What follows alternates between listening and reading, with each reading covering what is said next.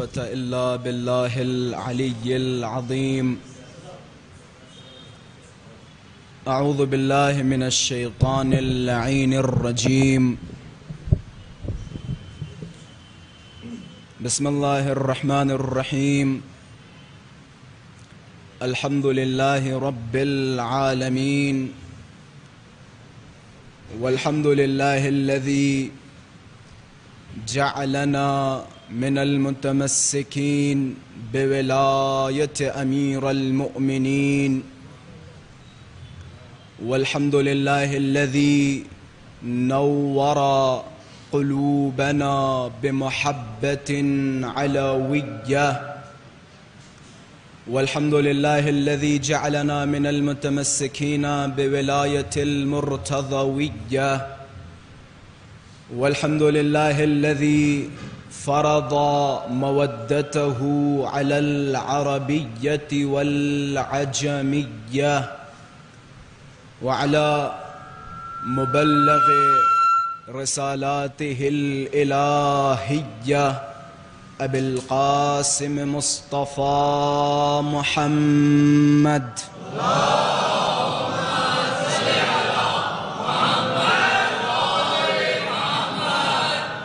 اللهم صل وسلم وزد وبارك على صاحب الدعوة النبوية والسولة الحيدرية والعصمة الفاطمية والحلم الحسنية والشجاعة الحسينية والعبادة السجادية والمآثر الباقرية والآثار الجعفرية والعلوم الكاظمية والحجج الرضوية والجود التقوية والنقابة النقوية والهيبة العسكرية، الهيبة الإلهية، الحجة القائمية.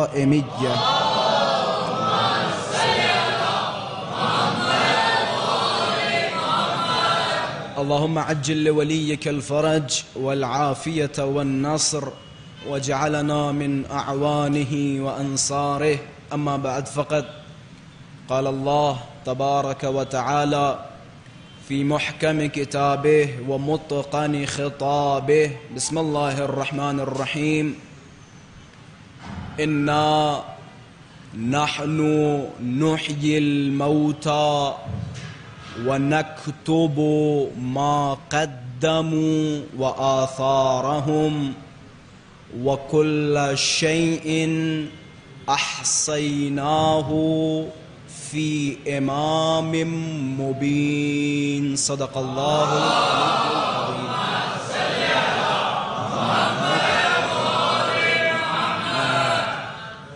وجود ذی‌الجود ناظرین امام الزمان عجل اللہ تعالی فرجہ الشریف کی سلامتی اور حضرت کے ظہور میں تعجیل، اور آپ سب اپنی سلامتی اور اہل خانہ کی سلامتی کے لیے بآواز بلند صلوات ہدیہ فرمائیں.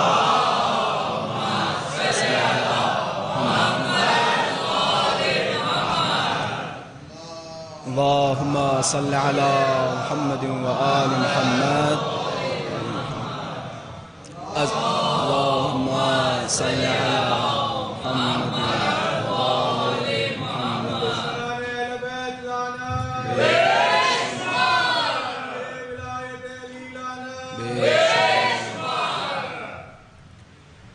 عزیزان محترم، آج یکم محرم الحرام ہے، اور آپ کا اس کثیر تعداد میں شرکت کرنا اس بات کی دلیل ہے کہ وہ آواز استغاثہ جو روز عاشور امام حسین نے کربلا معلی کی سرزمین سے دیا تھا، آپ کی شرکت یہ بتا رہی ہے کہ مولا اگرچہ ہمارے ابدان اور بدن وہاں موجود نہیں تھے، ہم نے آپ کی آواز پہ لبیک نہیں کہا، لیکن آج ہم اپنے جسم و جان سے آپ کی اس آواز استغاثہ پہ لبیک کہتے ہوئے آپ کی طرف بڑھتے چلے آ رہے ہیں۔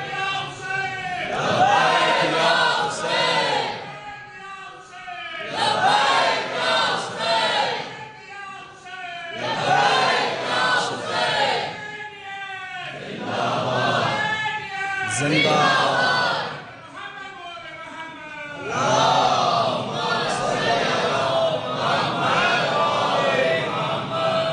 وہ افراد جو دور دراز سے مجلسوں میں شرکت کر رہے ہیں اور وہ افراد جو بہت نزدیک عزاخانے سے رہتے ہیں، تو یہ فخر محسوس نہ کریں کہ ہم عزاخانے سے بڑے نزدیک ہیں اور روز سر وقت عزاخانے میں پہنچ جائیں گے۔ یقین جانیں وہ افراد جو بہت دور سے اس عزاخانے کی طرف قدم بڑھاتے ہوئے آ رہے ہیں، خداوند متعال حسین کی طرف بڑھتے ہوئے ہر قدم کے عوض ان کے لیے ثواب لکھ رہا ہے، ہر قدم۔ اور وہ افراد جو نزدیک ہیں، اگر انہیں پتہ چل جائے حسین کی جانب قدم بڑھانے کا ثواب کتنا ہے، تو نزدیک رہنے والے دعا کریں گے اے کاش میں دور ہوتا اور دور سے حسین کے لیے تشریف لاتا، اگر پتہ چل جائے۔ قرآن مجید کی مشہور و معروف آیہ کریمہ کی تلاوت کا شرف حاصل کیا، جس میں خداوند متعال ارشاد فرماتا ہے اِنَّا نَحْنُ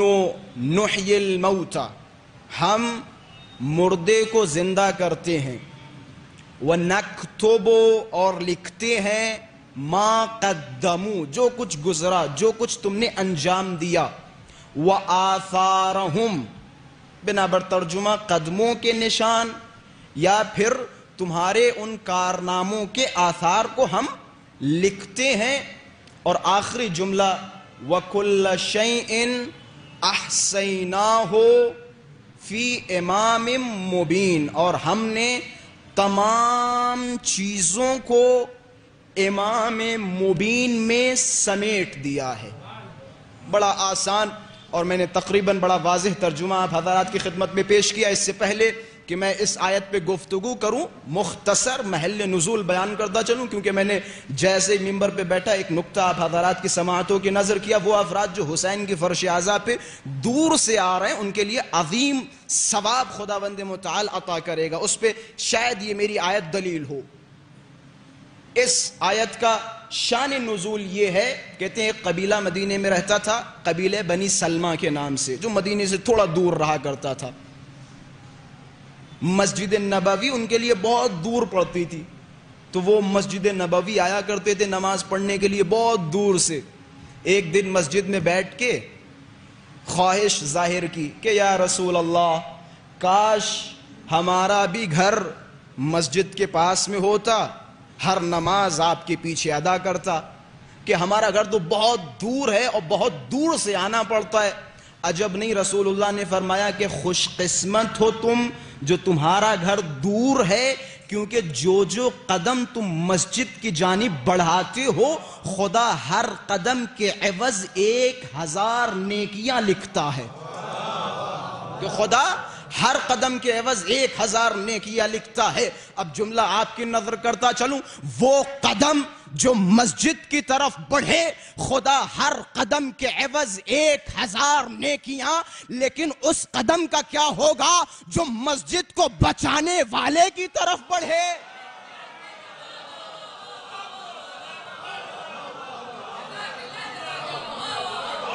جس نے مسجدوں کی حفاظت کی، اگر اس کی جانب خلوص قلب اور عشق و محبت کے ساتھ ہمارا قدم بڑھے گا، تو سوچے خدا کیسی عظیم نعمتوں سے نوازے گا۔ ہمارا قدم حسین کی طرف عشق، محبت، الفت، ارادت کے ساتھ بڑھ رہا ہے، حسین ابن علی کی طرف۔ تو لہذا جو قدم امام حسین کی طرف بڑھائیں گے، ہر قدم کے عوض خداوند متعال نیکیاں لکھے گا، ہر قدم کے عوض خداوند متعال آپ کے گناہوں کو معاف کرے گا۔ میں نے کہا تھا نا، وہ افراد جو نزدیک رہتے ہیں وہ خواہش کریں گے اے کاش میں بھی دور رہتا اور دور سے آتا، خدا زیادہ ثواب عطا فرماتا۔ ایک صلوات پڑھیں محمد وآل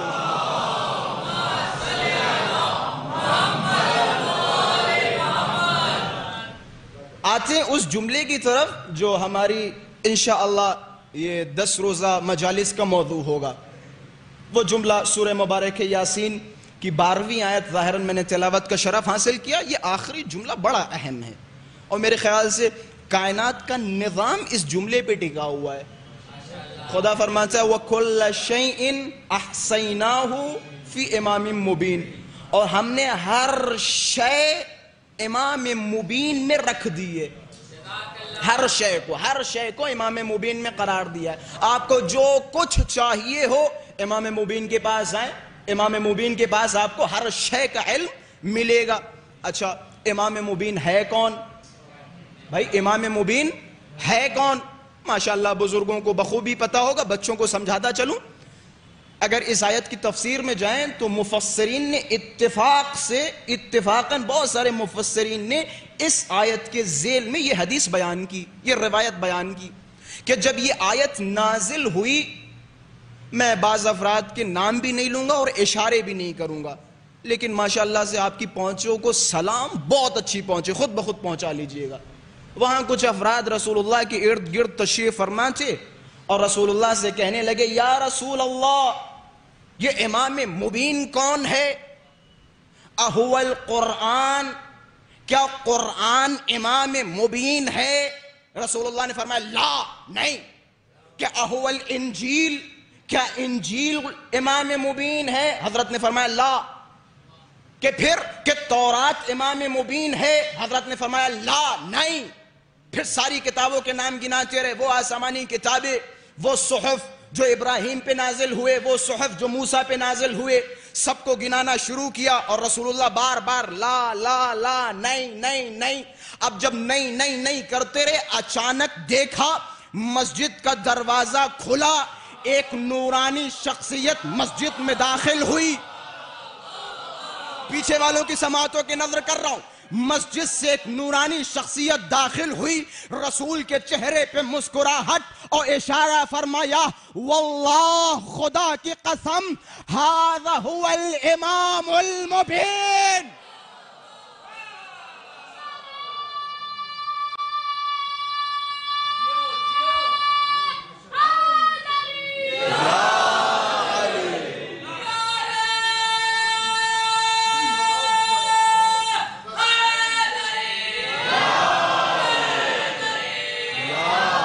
سماعتوں کو سلام۔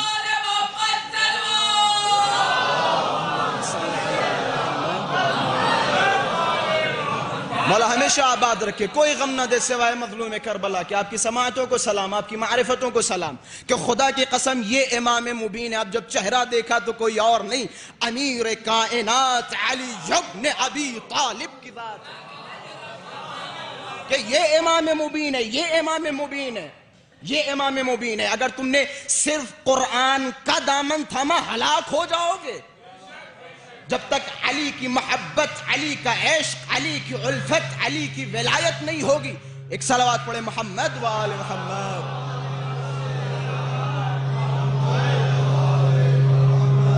نعرہ حیدری،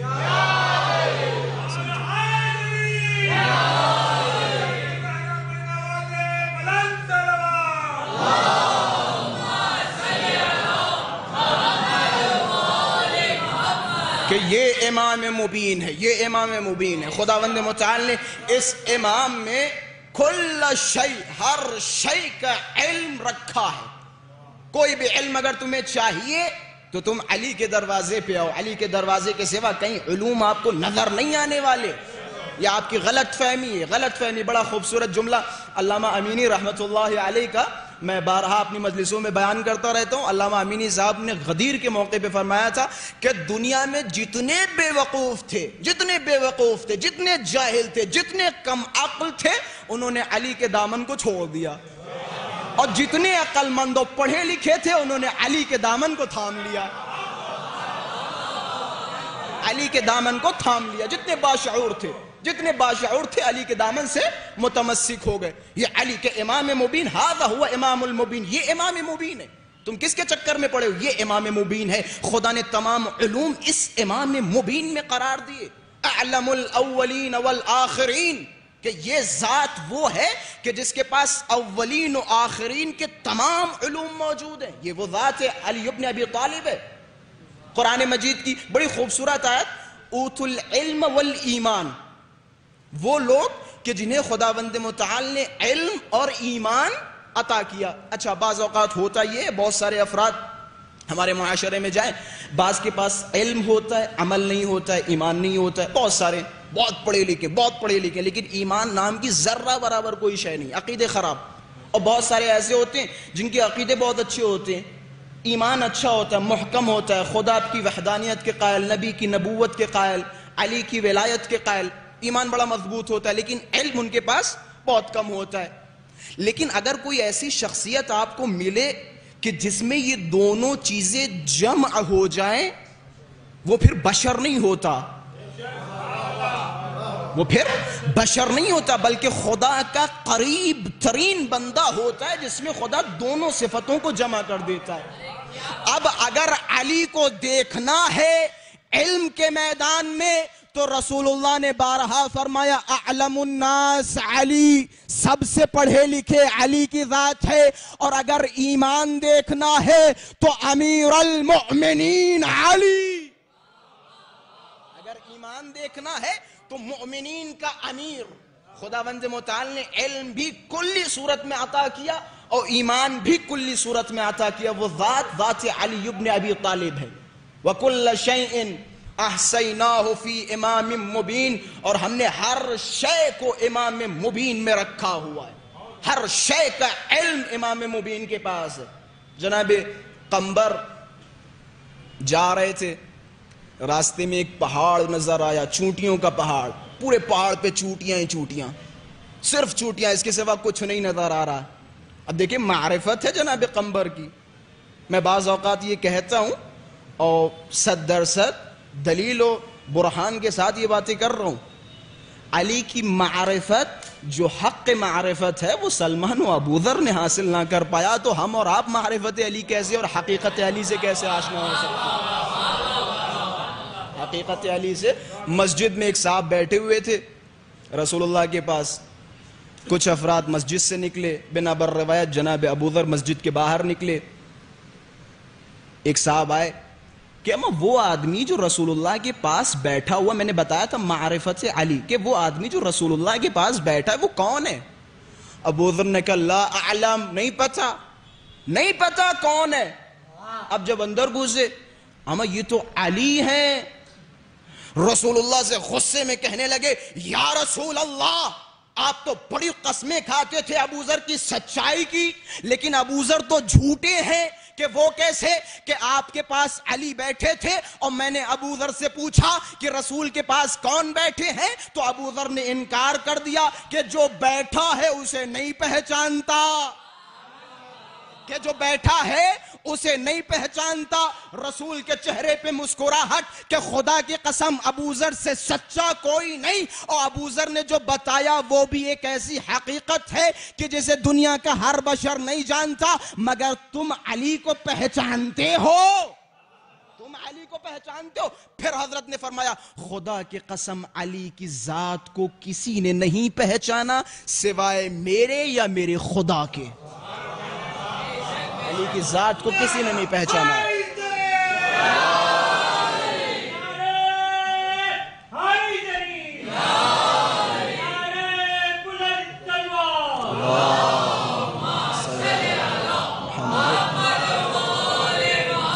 کہ علی کی ذات کو کسی نے نہیں پہچانا سوائے میرے یا میرے خدا کے۔ یہ ذات امیر المؤمنین، امیر المؤمنین کی حقیقت، امیر المؤمنین کی معرفت ہر کوئی تحمل نہیں کر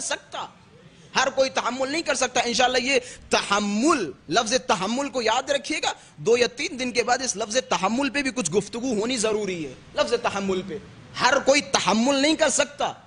عجب نہیں، وہ قصہ جو میں بیان کر رہا تھا جناب قمبر کا، جناب قمبر ایک پہاڑ کے پاس سے گزر رہے تھے، وہ پہاڑ چونٹیوں کا، ساری چونٹیاں چاروں طرف نظر آ رہی۔ اب دیکھیں قمبر کی معرفت، تھوڑا سا توجہات کا طالب ہوں، قمبر کی معرفت دیکھیں۔ جناب قمبر نے جب اس چونٹیوں کے پہاڑ کی طرف نظر ڈالی تو خدا کی تعریف کرنا شروع کی کہ سبحان الذی من یعلم عدد ھذا النمل، کہ تسبیح و تقدیس ہے اس پروردگار کے لیے جو چونٹیوں کی تعداد جانتا ہے.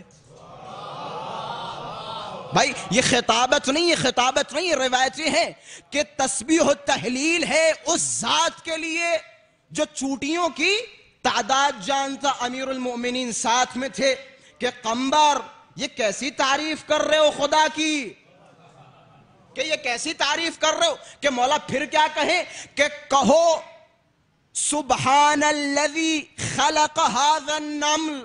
تسبیح و تحلیل ہے اس خدا کے لیے کہ جس نے چونٹیوں کو پیدا کیا. بس میں بعض منزلوں پہ پہنچانا چاہ رہا ہوں کہ یہ کہو کہ تسبیح و تحلیل اس خدا کے لیے جو چونٹیوں کو پیدا کر رہا ہے. عجب نہیں جناب قمبر مسکرائے اور فرمایا مولا کیا آپ جانتے ہیں ان چونٹیوں کی تعداد کتنی ہے؟ اللہ اکبر، اللہ اکبر. کہ آپ جانتے ہیں چونٹیوں کی تعداد کیا ہے؟ عجب نہیں مولا یا متقیان نے فرمایا قمبر سنو واللہ انی اعلم عدد هذا النمل واعلم الذکر من الانث. کہ خدا کی قسم نہ صرف یہ کہ میں ان چونٹیوں کو جانتا ہوں بلکہ میں جانتا ہوں ان میں نر کون ہے مادہ کون.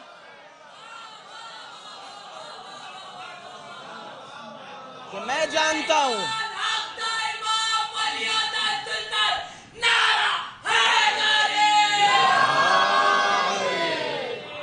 کہ یہ کوئی تعریف ہے کہ خدا عدد جانتا کہ یہ کام تو میرا ہے.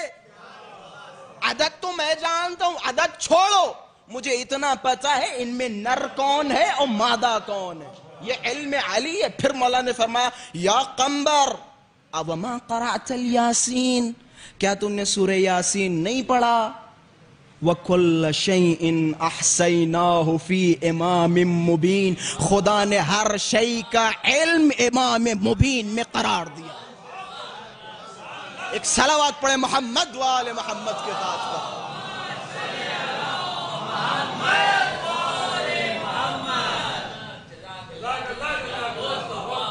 ہر شے کا علم امام مبین میں قرار دیا پہلی محرم میں. اور میں نے ایک زندگی کا اصول یہ بنایا ہے کہ جب بھی محرم الحرام کی شروعات ہوتی ہے تو میں رسول اللہ کے فضائل ضرور بیان کرتا ہوں.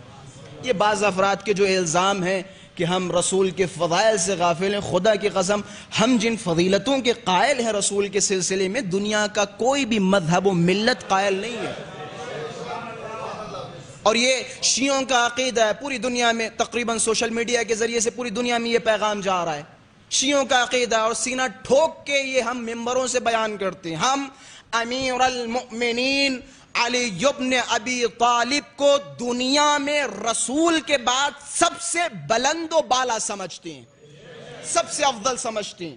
اور رسول اللہ کو امیر المؤمنین سے ہر صفت میں افضل سمجھتے ہیں. علم میں رسول اللہ زیادہ، حلم میں رسول اللہ زیادہ، تقوی میں رسول اللہ زیادہ، ہر شے میں رسول اللہ کو افضل سمجھتے ہیں. کیونکہ خود یہ مولا متقیان نے فرمایا انا عبد من عبید محمد، کہ میں محمد کے غلاموں میں سے. اگر امیر المؤمنین کی تعریف کرنی ہو تو پہلے مرتبہ الوہیت کو الگ ہٹائیں، پھر مرتبہ نبوت خاصہ رسول اللہ کو الگ ہٹائیں، پھر امیر المؤمنین کی ذات. یہ شیعوں کا عقیدہ ہے، یہ شیعوں کا عقیدہ ہے.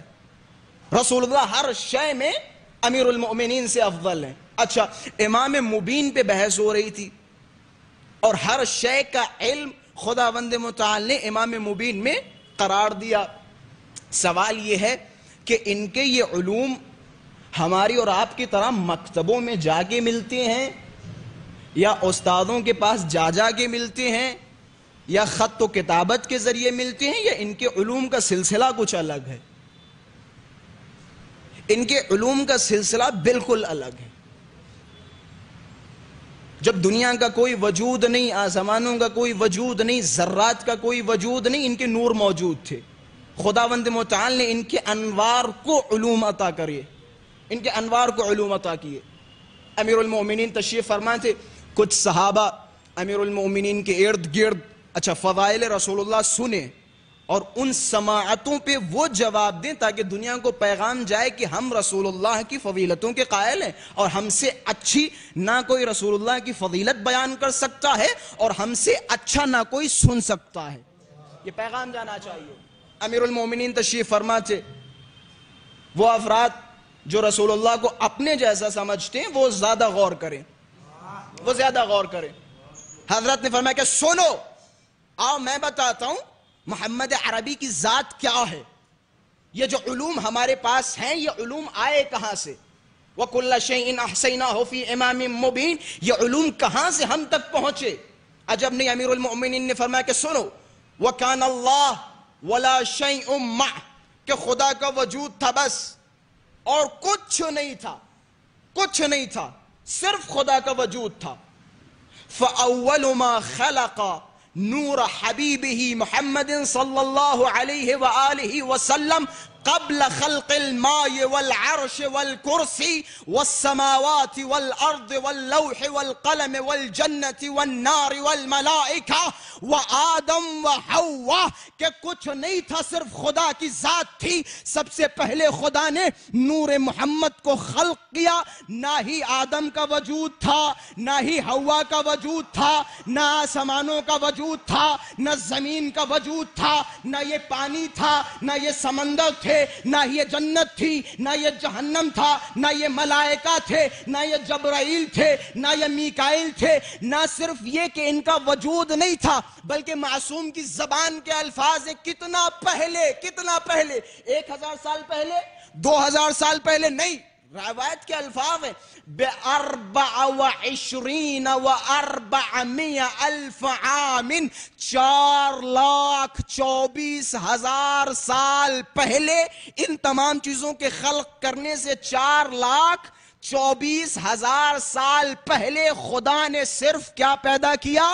نور محمد, کہ نور محمد پیدا کیا. اب روایت کو بڑی غور سے سنیے گا, بڑا لطف لیجئے گا. پھر حضرت مولا متقیان فرماتے جب خداوند متعال نے ہمارے نبی کے نور کو خلق کیا, نور کو بنایا, فَبَقِيَ أَلْفَ عَامٍ بَيْنَ يَدِ اللَّهِ عَزَّ وَجَلَّ, 1000 سال تک خدا نے اس نور کو اپنے سامنے کھڑا کیا. اور اس نور کا کام یہ تھا یُسَبِّحُهُ وَيُقَدِّسُهُ, تاکہ وہ خدا کی تسبیح کرتا رہے, خدا کی تقدیس کرتا رہے 1000 سال تک. اچھا یہاں سے مسئلہ ختم. پھر مولا فرماتے والحق تبارک وتعالی ينظر الیہ ویقول یا عبدی انت المراد والمرید وانت خیرتی فی خلقی. اور کہتے ہیں خداوند متعال نے جب نور محمد کو اپنے سامنے کھڑا کیا, بڑی حسرت بھری نگاہوں سے, بڑی عاشقانہ نگاہوں سے اپنے عبد کی طرف دیکھا, اپنے بندے کی طرف دیکھا, نور محمد کی طرف دیکھا, اور کہ یا عبدی, اے میرے بندے, تم ہی مراد ہو, تم ہی مرید ہو, تم میرے بہترین مخلوق ہو اس زمین و آسمان و کائنات میں, کہ تم میرے بہترین مخلوق ہو. پھر یہاں سے فرمایا وعزتی وجلالی, اپنی عزت کی قسم, اپنے جلال کی قسم, لولاک لما خلقت الافلاک, اگر آپ کو خلق نہ کیا ہوتا تو میں افلاک کو پیدا نہ کرتا. اگر آپ کو خلق کرنا مقصود نہ ہوتا تو میں افلاک کو پیدا نہ کرتا. پھر فرمایا کہ من احبک احببتہ, اے میرے نور, اے نور محمد, جو بھی تم سے محبت کرے گا میں اس سے محبت کروں گا, اور جو بھی تم سے دشمنی کرے گا میں بھی اس سے دشمنی کروں گا. کہتے ہیں مولا متقیان فرما رہے ہیں, پھر فرماتے ہیں فَتَلَأَلَأَ نُورُهُ وَارْتَفَعَ شُعَاؤُهُ, کہ جب نور محمد خدا کے سامنے کھڑا تسبیح و تحلیل کر رہا ہے اور خدا خطاب کر رہا ہے نور محمد کی طرف, نور محمد اور چمکا, اتنا چمکا کہ اس کے شعاعیں چاروں طرف پھیلنے لگی, اس کی شعاعیں چاروں طرف پھیلنے لگی. حضرت امیر فرماتے ہیں کہ جب یہ شعاعیں چاروں طرف پھیلنے لگی فخلق اللہ عز وجل منہ 12 حجابا, پھر ان شعاعوں سے خدا نے 12 حجاب پیدا کیے. اولها حجاب القدرہ, ثم حجاب العظمہ, ثم حجاب العزة ثم حجاب الهيبة ثم حجاب الجبروت ثم حجاب المنزلة ثم حجاب النبوة ثم حجاب الرفعة ثم حجاب الرحمة ثم حجاب السعادة ثم حجاب الشفاعة. خدا نے یہ 12 حجاب پیدا کیے. اب 12 حجاب پیدا کرنے کے بعد نور محمد کی طرف خطاب کیا کہ اے نور محمد جاؤ حجاب قدرت میں داخل ہو جاؤ. نور محمد حجاب قدرت میں گیا, 12,000 سال حجاب قدرت میں رہا. پھر اس کے بعد حجاب عظمت میں گیا, 11,000 سال حجاب عظمت میں رہا. اسی طرح 12 حجاب سے جب نور محمد کو نکالا گیا, پھر خدا فرماتا ہے, امیر کائنات فرماتے خدا نے پھر 20 سمندر پیدا کیے, 20 دریا پیدا کیے. یہ کوئی معمولی دریا نہیں بلکہ علوم کے دریا تھے. ہر دریا میں مختلف علوم موجود تھے, ہر دریا علم سے سرشار تھی. پھر خدا نے ہر دریا میں نور محمد کو بھیجا, ایک دریا سے دوسری دریا میں, دوسری دریا سے تیسری دریا. جب آخری دریا میں نور محمد پہنچا, بس یہاں سے توجہات کا طالب ہوں, آخری دریا سے نور محمد کو جب نکالا گیا, اب جب نور محمد کو خداوند متعال نے ان تمام دریاؤں سے نکالا, اور نکالنے کے بعد نور محمد سے وہ پانی کے قطرات ٹپکے, تب خداوند متعال نے فیصلہ کیا کہ ان قطرات سے انبیاء پیدا کیے جائیں گے. کہ ان قطرات سے انبیاء پیدا کیے جائیں گے. اب یہاں دیکھیں, اب یہ تو ہو گئی روایت, یہ تو ہو گئی حدیث, لیکن ابھی بھی ہمارے بعض مولا کے چاہنے والوں کے ذہنوں میں ایک سوال ضرور گھوم رہا ہوگا. اما ہم نے تو بچپن سے یہ سنا کہ خدا نے ایک نور پیدا کیا اور اس نور کے 2 ٹکڑے کیے, ایک محمد اور دوسرا علی. قبلہ آپ رسول اللہ کے نور کا ذکر کر رہے ہیں, علی کا نور کہاں ہے؟ علی کا نور کہاں ہے؟ میں کہوں گا توجہ نہیں کی, ذرا غور کر تو, بتا کون رہا ہے؟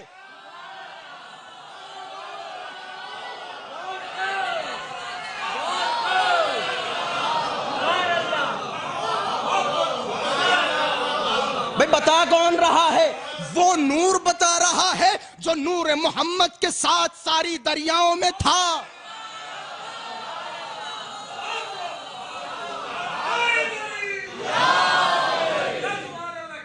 یہ تو مولا کی انکساری ہے, مولا کا تواضع ہے. مولا نے مختلف جگہوں پہ فرمایا, نہیں فرمایا, مولا نے مختلف جگہوں پہ فرمایا کہ میں علی پسند نہیں کرتا ہوں اپنی تعریف اپنے منہ سے کروں, اپنی تعریف اپنے منہ سے کروں. اگر یہ کہتے کہ ہم بھی ان کے ساتھ تھے تو سامنے والے ممکن ہے کہتے دیکھو اپنی تعریف کے چکر میں رسول اللہ کے ساتھ اپنے آپ کو بھی چپکا آ رہے ہیں. لیکن یہاں مسئلہ الگ ہے, نور محمد نور علی ایک ہے, نور محمد نور علی ایک ہے. خداوند متعال نے ایک نور پیدا کیا. مختلف روایتیں, کوئی پیچیدہ بحث نہیں ہے, بالکل اپنے ذہنوں پہ بوجھ نہ ڈالیں, پیچیدہ بحثیں نہیں ہیں, سینکڑوں روایتیں اس موضوع پر. خدا نے ایک نور پیدا کیا, پھر اس نور کے 2 ٹکڑے کیے, ایک نور محمد اور دوسرا نور علی. باواز بلند صلوات پڑھے محمد والے محمد کی ذات پر.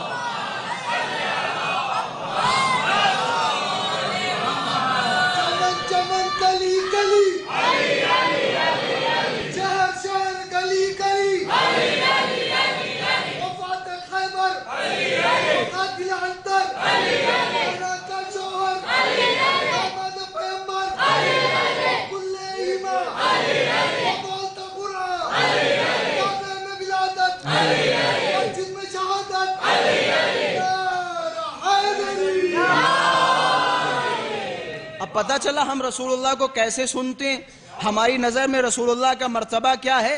اب ذرا اس قصے میں غور کرو اور اس روایت میں غور کرو, اور ان لوگوں کے منہ پہ تماشا مارو جو رسول کو اپنا جیسا سمجھتے ہیں. اما تمہاری نجس ولادت ہے, تمہاری وہ ولادت خون آلودہ, کہاں وہ نوری خلقات؟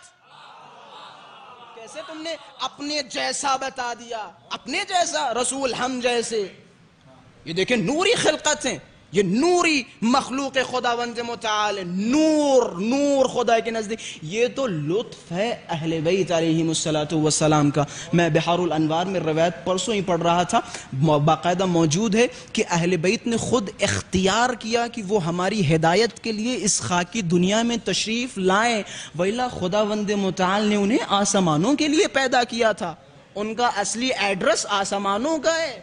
یقین جانے خداوند متعال نے نور کو پیدا کیا اور نور کو جو ہے آسمان کے کونے میں قرار دے دیا. جتنے بھی انبیاء آئے سارے انبیاء اس نور سے مدد مانگتے رہے. سارے قصات و واقعات ذہنوں میں ہیں، سارے قصات و واقعات کہ یہ نوری مخلوق ہے، یہ ان کا احسان ہے، ان کا کرم ہے جو ہماری ہدایت کے لیے ہماری اس خاکی دنیا کو اختیار کیا. یہ ان کا کرم ہے.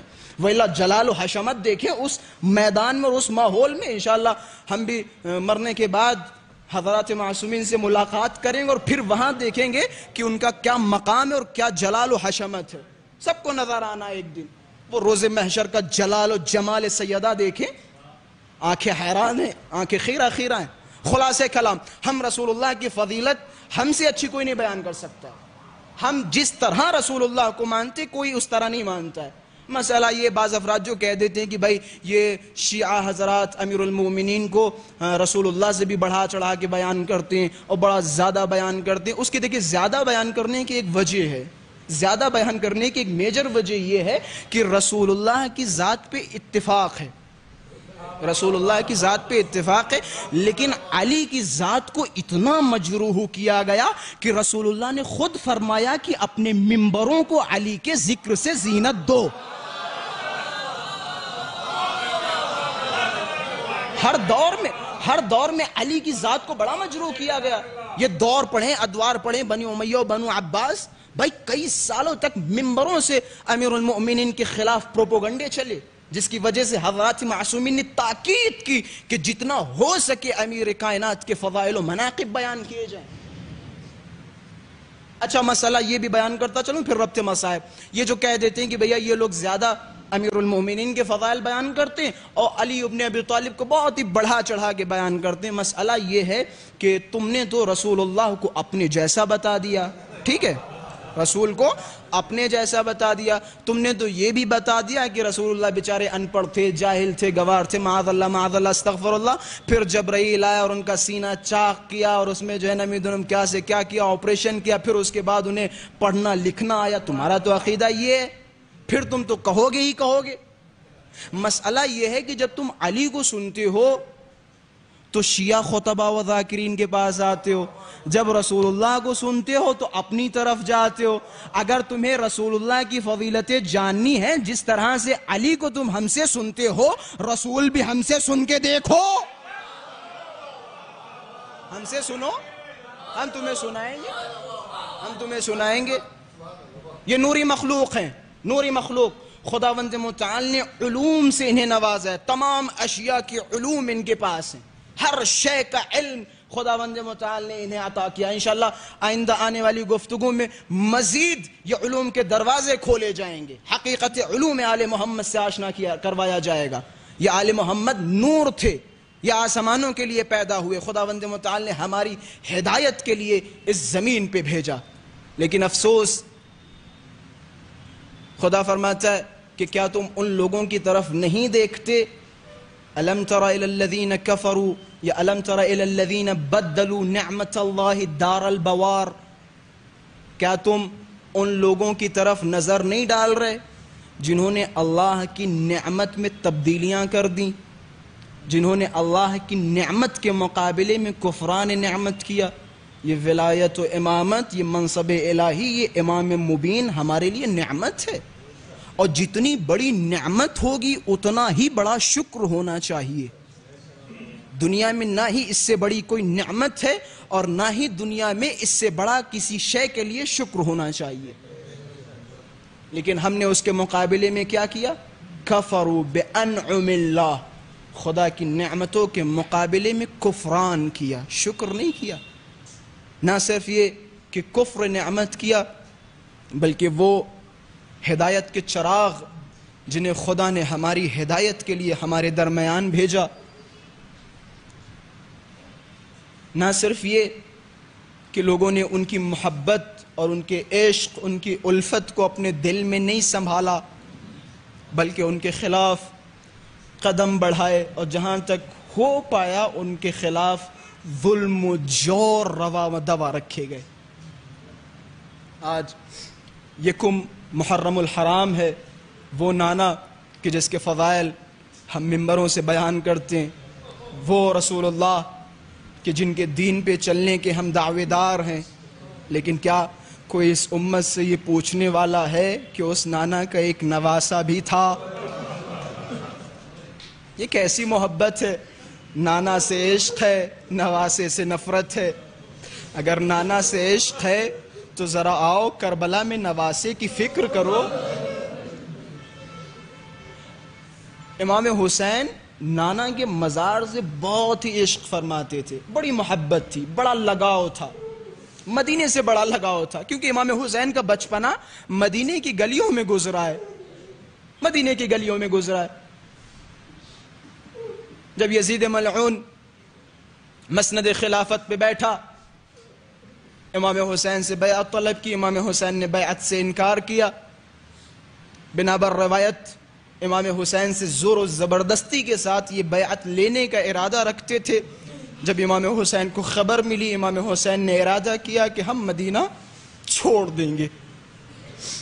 بڑا سخت ہے اپنا وطن چھوڑنا، بڑا سخت ہے، بڑا دشوار ہے، بڑا دشوار ہے اپنا وطن چھوڑنا۔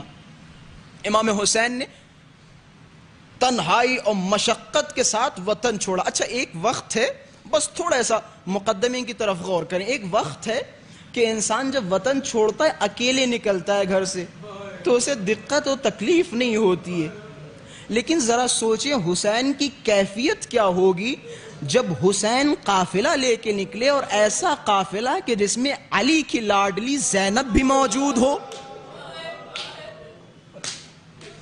جس میں علی کی لاڈلی زینب بھی موجود ہو، جس میں رباب اور رقیہ بھی موجود ہو، جس میں جناب لیلہ بھی موجود ہو، جس میں ننا شیرخوار بچہ علی اصغر بھی موجود ہو۔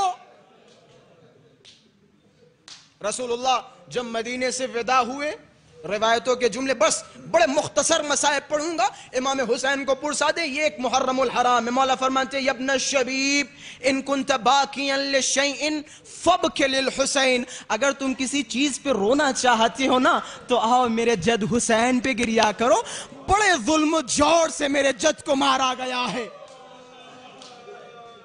رسول کے مزار پہ پہنچے، بنا ور روایت جس طرح سے ایک کمسن بچہ اپنی ماں کی آغوش میں لپٹ جاتا ہے، ٹھیک اسی طرح اپنے آپ کو حسین نے مزار رسول پہ گرایا، اور اتنا روئے کہ حضرت پہ غش طاری ہو گیا، حضرت پہ غش طاری ہو گیا، کیونکہ رسول اللہ بڑا پیار کرتے تھے امام حسین سے، بڑی محبت تھی، بڑا عشق تھا۔ شیخ جعفر ششتری فرماتے ہیں کہ رسول اللہ اپنی زندگی میں بچپن سے لے کر جب تک امام حسین کو درک کیا، 4 اعضاء کا بوسہ لیا کرتے تھے، 4 اعضاء کا، جسم کے 4 اعضاء کا بوسہ لیا کرتے تھے۔ سب سے پہلے حسین کو اپنے پاس لاتے تھے، گود میں لیتے تھے، جب بھی ممبروں پہ جاتے تھے سب سے پہلے حسین کی پیشانی کا بوسہ لیا کرتے تھے۔ میں ہاتھوں کو جوڑوں گا، شیخ جعفر شستری فرماتے شاید اس کی وجہ یہ ہے کیونکہ رسول کو پتا تھا یہ پیشانی ہوگی، تیر اسی پیشانی پہ کہ تیر اس پیشانی پہ لگے گا۔ اچھا دوسری جگہ جہاں رسول بڑا بوسہ لیا کرتے تھے، امام حسین کے اوٹ، امام حسین کے لبوں کا بوسہ لیا کرتے تھے۔ عجب نہیں، شیخ جعفر فرماتے ہیں اس کی وجہ علت یہ ہے کیونکہ رسول کو پتا تھا یہ اوٹ خشک ہو جائیں گے، اور ان اوٹوں پہ وہ لعین دربار میں بیٹھ کے چھڑیاں مارے گا۔ اجرکم علی اللہ، اجرکم علی اللہ، خدا آپ کو کوئی غم نہ دے سوائے غم مظلوم کربلا کے۔ اچھا تیسری جگہ بڑی حساس ہے، تیسری جگہ آپ کو جان لی تیسری جگہ کیا ہے؟ جہاں حسین کے بوسہ دیا کرتے تھے. بس توجہات کا طالب ہوں, حق گریادہ ہو. روایتوں کے جملے ہیں کہ تیسری جگہ جہاں رسول بوسہ دیا کرتے تھے وہ حسین کی گردن تھی.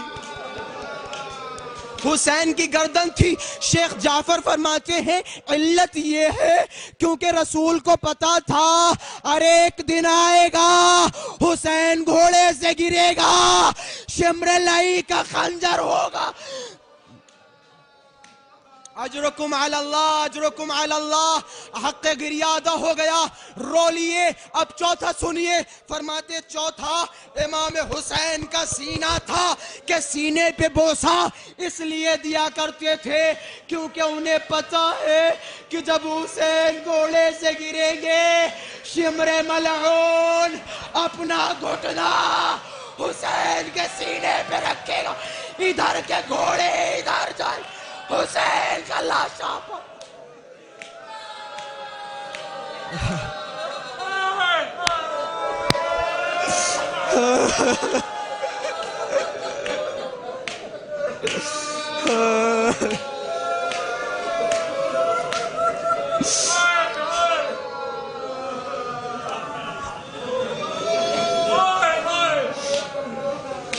حسینہ و مظلومہ الا لعنت اللہ علی القوم الظالمین. انا للہ و انا الیہ راجعون, رضا بقضائہ و تسلیما لامرہ. پروردگارہ امام زمانہ کے ظہور میں تعجیل فرما, ہم سب کو ان کے ناصر و انصار میں شمار فرما. پروردگارہ ہمارے ان آنکھوں سے نکلے ہوئے آنسوؤں کو رمال سیدہ میں جگہ عطا فرما. پروردگارہ ہمارے ان آنسوؤں کو قبول فرما. پروردگارہ ہم میں جو بھی پریشان حال ہوں ان کی پریشانیوں کو دور فرما. پروردگارہ ہمارے آخری امام حجت کے ظہور میں تعجیل فرما. ماتم حسین.